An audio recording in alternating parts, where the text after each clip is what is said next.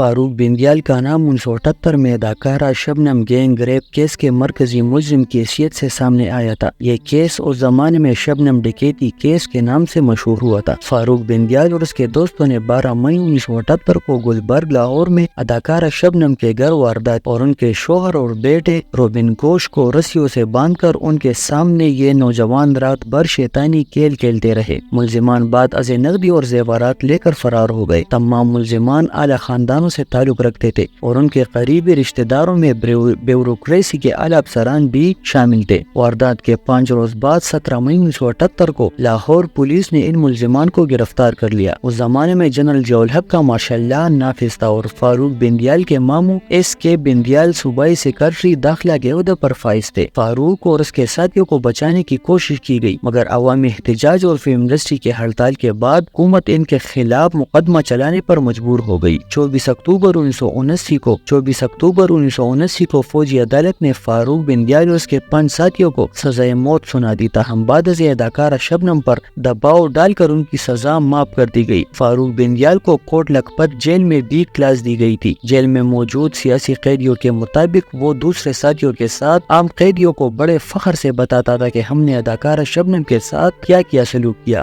مشرقی وسطی کے ایک ملک کی سفارش پر ان کی سزا عمر قید میں بدل دی گئی اور شبنم انہیں معاف کرنے کے بعد اپنے اکلوتے بیٹے اور خاوند کے ساتھ بیرون ملک منتقل ہو گئی۔ یہ تو وہ کہانی ہے جو بہت سے لوگوں کو معلوم ہے اور ان میں سے کچھ باتیں اس زمانے کے اخبارات میں بھی شائع ہوئی، لیکن اس کے علاوہ بھی بہت سی کہانی اور واقعات ہیں جو آج کی نسل کو معلوم نہیں۔ اس مقدمے کی رودات 40 برس قبل کے اخبارات میں نمایاں طور پر شائع ہوئی تھی۔ یہ اداکارہ شبنم کے عروج کا زمانہ تھا۔ فوجی عدالت میں سماعت کے موقع پر صحافی اور وکلاء کی بڑی تعداد وہاں موجود ہوتی تھی۔ اداکارہ شبنم نے 23 نومبر 1978 کو فوجی عدالت میں بیان ریکارڈ کرائے اور فاروق بندیال اور دیگر ملزمان کی شناخت کی۔ یہ سارا احوال روزنامہ امروز اور دیگر اخبارات میں تفصیل کے ساتھ شائع ہوا تھا۔ اداکارہ شبنم کے وکیل نام اور ماہر قانون ایس ایم ظفر تھے، جبکہ فاروق بندیال کی جانب سے بھی وکیل صفائی کے طور پر اس زمانے کے چوٹی کے وکیل عاشق حسین بٹالوی کی خدمات حاصل کی گئی تھی۔ عاشق حسین بٹالوی کی وجہ شہرت یہ تھی کہ وہ اسی زمانے میں نواب محمد احمد خان قتل کیس میں وکیل استغاثہ تھے۔ اس کیس کے مرکزی ملزم سابق وزیر اعظم ذوالفقار علی بھٹو تھے۔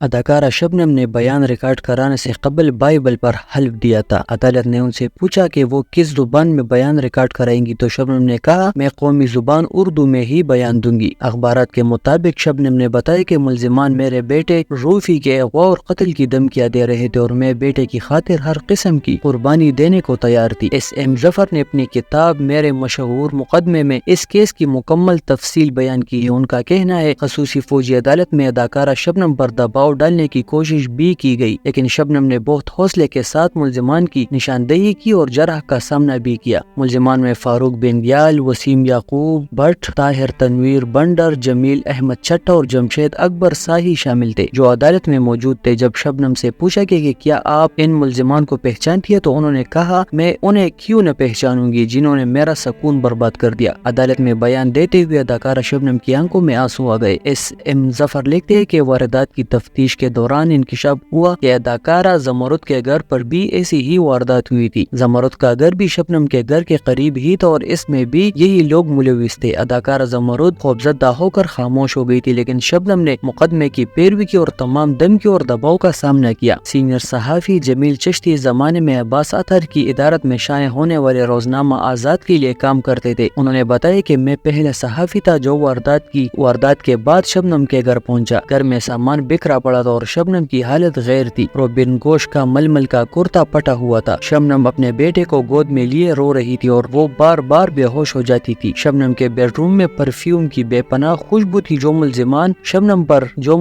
شبنم پر اونڈیلتے رہے تھے۔ جمیل چشتی کے بقول ان کی موجودگی میں ہی اداکار محمد علی بھی شبنم کے گھر پہنچے اور انہوں نے انتظامیہ اور پولیس سے رابطے کیے۔ جمیل چشتی کے بقول ایک ملزم جمشید اکبر ساہی کا تعلق پولیس سے تھا، اس لیے ملزمان پولیس کی نقل و حرکت سے بھی واقف تھے۔ اس زمانے میں پولیس صبح 4:30 بجے تک گشت کیا کرتی تھی۔ ملزمان نے واردات کے بعد 4:30 بجنے کا انتظار کیا اور پولیس گشت ختم ہونے کے بعد اطمینان سے فرار ہو گئے۔ دلچسپ بات یہ کہ بعد از ملزمان کی گرفتاری بھی اسی جمشید سائی کی وجہ سے عمل میں آئی۔ واردات کے دوران جو زیورات لوٹے گئے ان میں اداکارہ شبنم کا ایک قیمتی ہار بھی تھا۔ سائی واردات کے تیسرے روز وہی ہار ایک طوائف کو دینے کے لیے بازار حسن گئے اور وہاں پہلے سے موجود مقبروں کی نشاندہی پر در لیا گیا۔ ملزمان کو فوجی عدالت سے سزائے موت سنائی دی گئی۔ اس فیصلے کے بعد ملزمان کے لواحقین نے شبنم پر بھرپور دباؤ ڈالا۔ بندیال فیملی، ججز، چیف سیکرٹری اور دیگر اسٹیبلشمنٹ کا پریشر بہت زیادہ ہوا تو ضیاء الحق نے بھی گھٹنے ٹیک دیے اور اداکارہ شبنم کا گھرانہ اسی وقت سخت ترین اذیت سے گزر رہا تھا۔ انہوں نے اپنے بیٹے کو امریکہ بھیج دیا۔ اب وہ صرف مجرموں کو سزا دلوانا چاہتی تھی۔ آخر شبنم کو انہیں معاف کرنا پڑا۔ شبنم کے وکیل SM ظفر نے جس پر صدر مملکت سے اپیل کی تھی، شبنم اور روبن گوش سے معافی نامے پر دستخط کرائے گئے اور سزائے موت کو معمولی سزا 10 سال قید میں بدل دیا گیا۔ فاروق بندیال کی PTI میں شمولیت کا سوال ان کو ایک ہی روز بعد پارٹی سے نکال دیے جانے کے بعد اب بے معنی ہو گیا ہے۔ 40 سال بعد دہرائی جانے والی اس کہانی سے لیکن ایک بات جو ایک بار پھر واضح ہو کر سامنے آئی ہے یہ کہ مارشل لا ہو یا جمہوریت، اس ملک کی اصل حکمران وہ اشرافیہ ہے جسے ہم اسٹیبلشمنٹ کا نام دیتے ہیں۔